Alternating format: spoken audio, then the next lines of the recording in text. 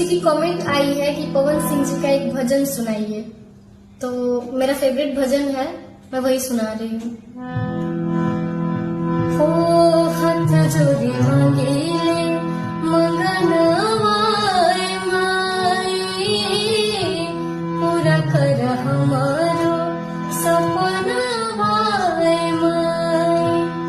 पवन नयन जल पावन होई वंदना अवतारी हो, आजो माई हमर अंगना अवतारी हो, आजो माई हमर